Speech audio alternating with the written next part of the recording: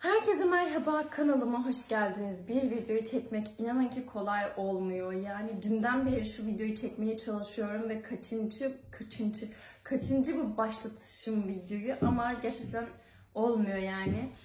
Neyse, hayatıma hoş geldiniz diyecektim ama bir bakıma hayatıma da gelmiş oluyorsunuz aslında. Hayatım hakkında konuşalım bölümüne hoş geldiniz.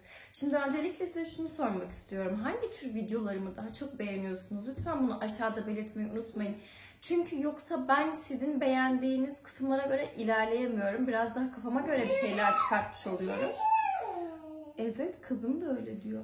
Kafama göre bir şeyler çıkartmış oluyorum ve o zaman hani benim ve sizin aranızda bir etkileşim olmamış oluyor. O yüzden lütfen bunu belirtirseniz yorumlara çok sevinirim. Mesela bu hayatım hakkında konuşalım bölümlerini seviyor musunuz? Sevdiniz mi? Bu çok önemli benim için. Çünkü buna bir zaman ve emek harcıyorum ve bunu sizin sevmenizi önemsiyorum. Evet arkadaşlar, bu bölümde öncelikle okuduğum kitaptan bahsetmek istiyorum. Okuduğum kitap Ayfer Tunç'un Osman adlı kitabı. Ayfer Tunç'u ilk defa okudum. Açıkçası uzun zamandır, yakın zamanda yazılan bir kitabı okumamışım yani. Daha önce hani okuduğum en son böyle günümüzde yazılan kitap Elif Şafak'ın kitabıdır sanırım. Normalde klasik çünkü seviyorum ama bu günümüzde 2020 basım yılı galiba. Yazılmış bir kitap, basılmış bir kitap. Kitapta işte böyle hani YouTube var, Instagram var ya öyle şeyler var ve öyle şeyler olan ilk defa bir kitap okuyorum neredeyse. Şimdi bu Osman, arkadaşlar kitabı almanıza gerek yok. Çünkü bence çok da alınmaya değer bir kitap değil. Bana göre öyle çok derinlemesine açıkçası incelemedim. Hani içinde çok tartmadım. Ama benim içimde uyandırdığı birkaç şeyler vardı. O açıdan güzel oldu. Kitabın sonunu güzel ama belirsiz bitirildi. O yüzden ben böyle anlatacağım yani kitabı. Spoiler da bol bol vermiş olacağım. Ama açıkçası en çok anlatmak istediğim şey bu kitabın benim hayatımda nereye dokunduğu konusuydu. Şimdi arkadaşlar şöyle oldu. Bu Osman yiyip içen bir adam. Babasının parası var, onları yiyor vesaire. Bu adamın ama yaptığı en iyi şey günlük yazması olmuş arkadaşlar. Zamanında hiç sevmediği bir öğretmenin tarafından günlük yazmaya zorunlu tutulmuş ve o şekilde günlük yazmaya başlamış. Zaten o günlükleri de bulunarak bu kitap oluşturulmuş. Bu arada yaşanmış bir olay falan değil. Öyle bir şey belirtilmiyor. Yaşanmışsa da yaşanılabilir bir olay. Çünkü hani çok sıradan şeyler oluyor. Evet onun kadar hani böyle zengin insanlar demek ki bunları yaşıyormuş falan dedim ben kendi açımdan. Çünkü o kadar zengin hiç olmadım. O kadar zengin bir insanla da olmadım. Hiç görmedim yani. Sadece hani o biraz farklı gelebilir ama o da işte zengin ne yapıyor? Yiyor, içiyor, geziyor, takılıyor kızlarla falan filan. Adam da günlüğünde bunları yazıyor açıkçası. İşte aşık oluyor vesaire. Ama şöyle ki işte bu adamın günlüğünü bu yazar buluyor. Ve bu adam hakkında bir kitap oluşturmak istiyor. O yüzden bu adamın günlüğünde adı geçen herkesle tek tek görüşüyor ve röportaj şeklinde bir şey oluşturuyor. Hani bir kitap oluşturuyor. İşte tek tek böyle sorular soruyor onlara. İşte Osman'ı nasıl bildin, Osman'la nasıl tanıştın, onun hakkında ne düşünüyorsun? Ya da işte bazen hayatla alakalı sorular soruyor. Onun kendi hayatıyla alakalı bir şeyler soruyor. Anne. Aynen. Anne. Efendim. Gel. Okuyacağım. Ay yerde video çekmek daha rahat ya. Benim Osman'la ortak noktam ne biliyor musunuz arkadaşlar? Ben onu hissettim. Benim Osman'la ortak noktam bir şeyleri kaydetmemiz. Hayatımız hakkında bir şeyleri kaydetmemiz. Tabii ki de Osman bunları çok ayrıntılı bir şekilde günlüğüne yazıyor. Ben de ama burada bir şekilde hayatımın bir parçasını paylaşmış oluyorum insanlarla. Şimdi düşünsenize ben öldükten sonra eğer kimse YouTube'a bildirmezse bu videolar burada kalacak. Ve siz ölmüş bir insanın videolarını izliyor olacaksınız. Belki siz bu videoyu izlerken bile ben ölmüş olacağım. Çok ilginç değil mi? Çok garip değil mi? Bir de şöyle bir şey var. Şimdi o Osman evet kendi dilinden yazmış olduğu mektup günlükleri okuyoruz. Ama onun sesi veya görüntüsü yok.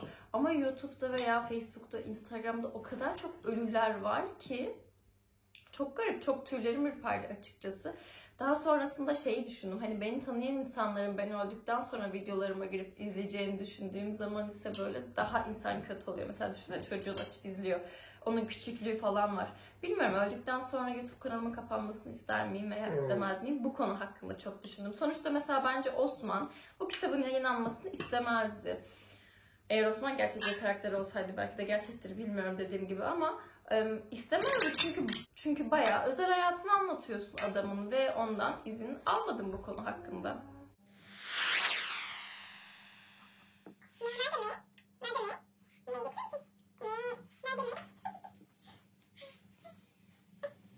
Şimdi gelelim diğer anlatmak istediğim meseleye. Bu da izlemeyi çok sevdiğim veya bunun hakkında okumayı çok sevdiğim bir konu. Sizce nedir? Tabii ki de annelik.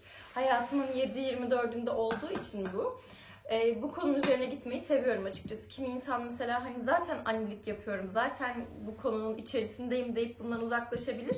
Ama ben bu konunun içine gitmeyi seviyorum. Yani görmeyi seviyorum. Bu konuyu etraflıca ele almayı seviyorum. Bundan kaçmıyorum. Şimdi bu konuyla alakalı 2 tane film izledim açıkçası yakın zamanda. Bir tanesi Motherhood diye bir film.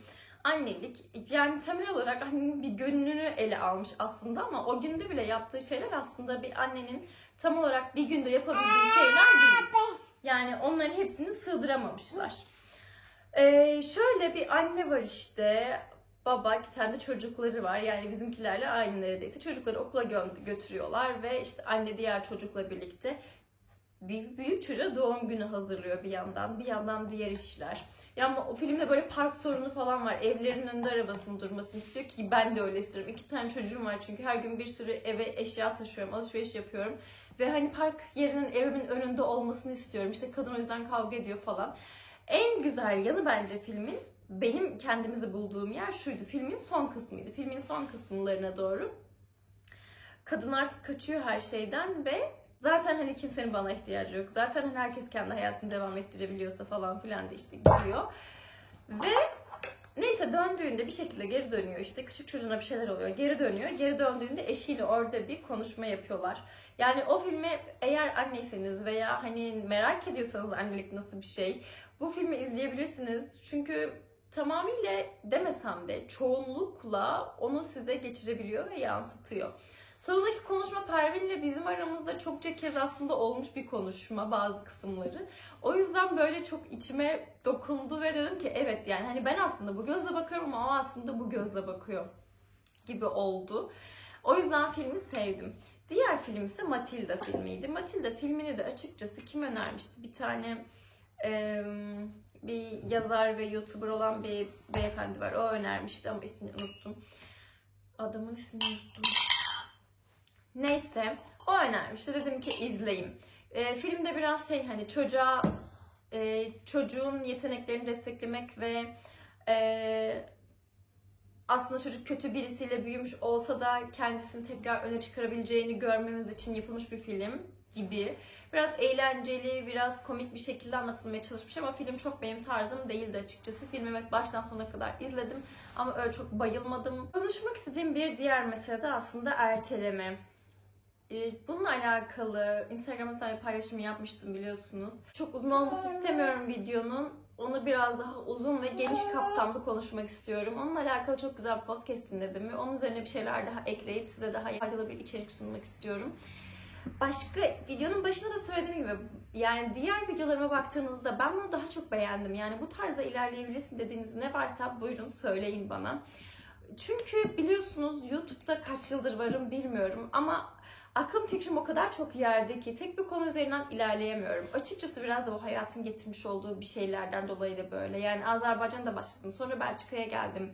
Önceleri bir çocuğum yoktu, sonra bir tane çocuğum oldu ve biraz çocuğa doğru yöneldim. Daha sonra 2 tane çocuğum oldu ve tamamen çocuğa yöneldim. Şimdi çocuktan biraz çıkmak istiyorum ama çocukta da kalmak istiyorum. Yani öyle karmaşık bir durum var ortada. Böyle arkadaşlar. Fikirlerinizi, sevgilerinizi veya şikayetlerinizi uygun bir dille belirtmekten çekinmeyin. Hoşça kalın, kendinize iyi bakın. Allah'a emanet olun.